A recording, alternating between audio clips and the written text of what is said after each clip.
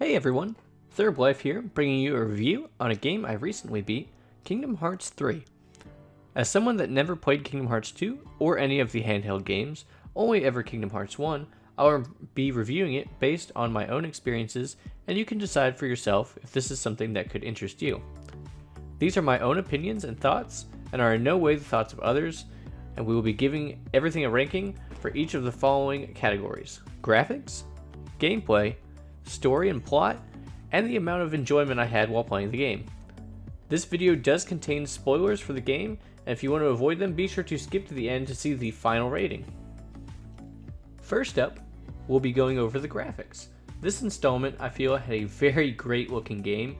Using the Unreal Engine really makes this game pop.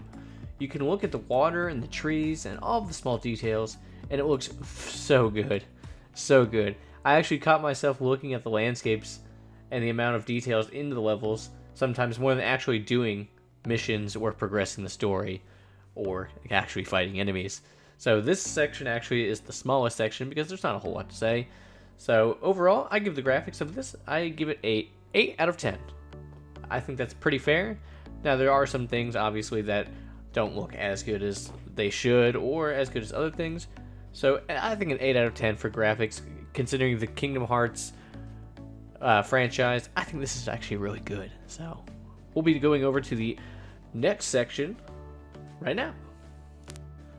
Alright guys, let's dive into some gameplay.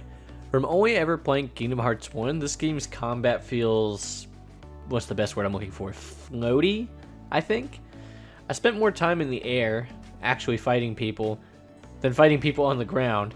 That being said, I loved it. I loved every single second of it.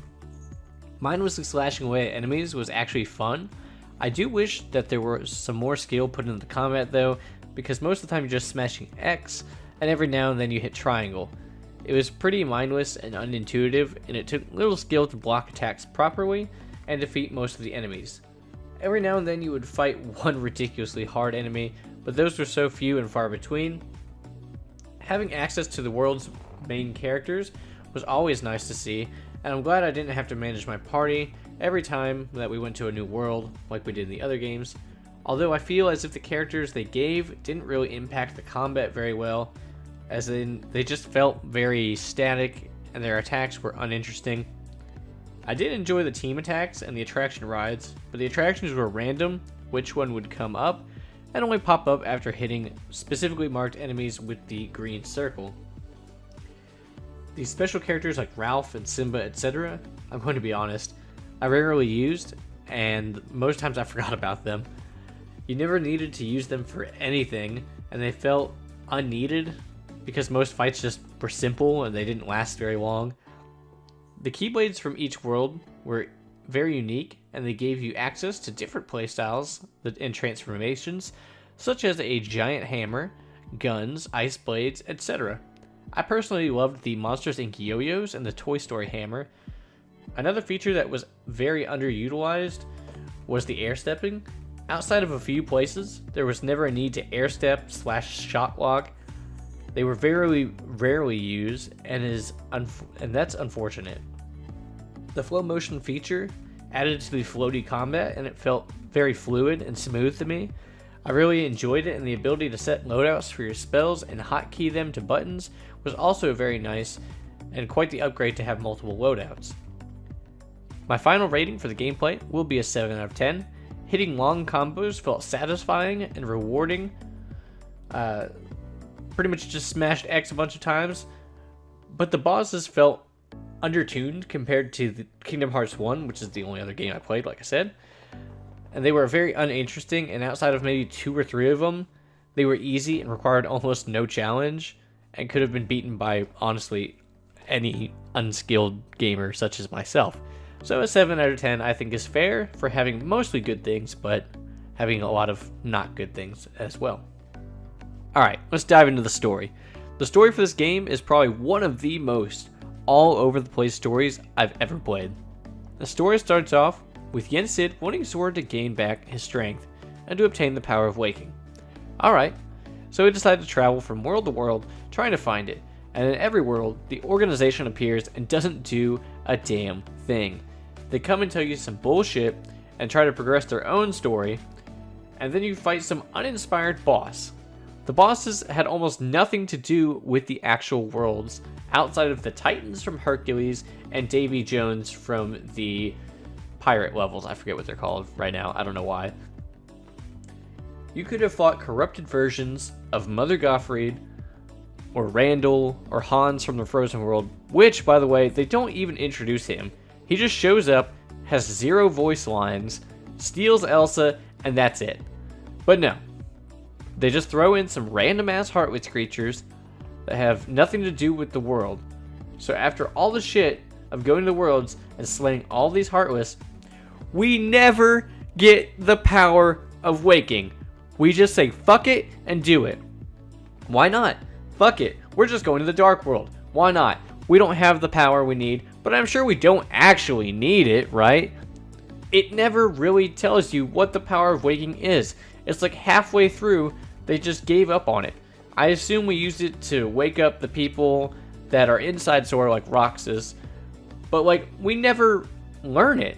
The story is full of plot holes, and they never fix, and the only character that seems to understand this is Axel. He literally breaks the fourth wall all the time and gives no fucks. So once you defeat the organization in the Keyblade Graveyard and fight Xehanort, he's just like, oh, I'm sorry, I didn't mean it, I'm just trying to do some stuff. And, you know, the cutscene at the beginning of the game where it has Xehanort and that other guy, I forgot his name. So the other guy's spirit comes out, and like Obi-Wan and Yoda, they just turn into spirits and they walk away. It's just like, what the fuck? You caused me so much trouble for 15 years just for that shit? Oh yeah, I forgot to mention, Kairi dies, or whatever happens to her. Like, the worst character. Don't even get me started on Pete and Maleficento. They are absolutely the worst villains. They do nothing for this game. They don't progress anything. They don't cause me any trouble. They just walk around at the end of worlds looking for a black box, and they never find it.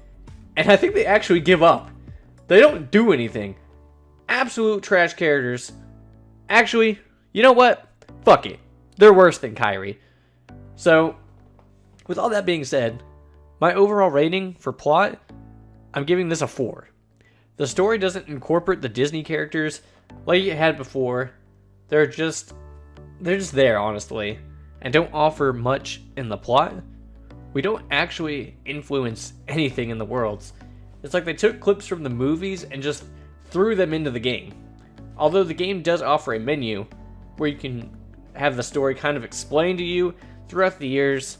So pretty much that's the only positive, being that I haven't played, obviously, the other games. So for our last category today, we'll be going over how much fun the game actually felt. Honestly, I had an amazing time playing this game.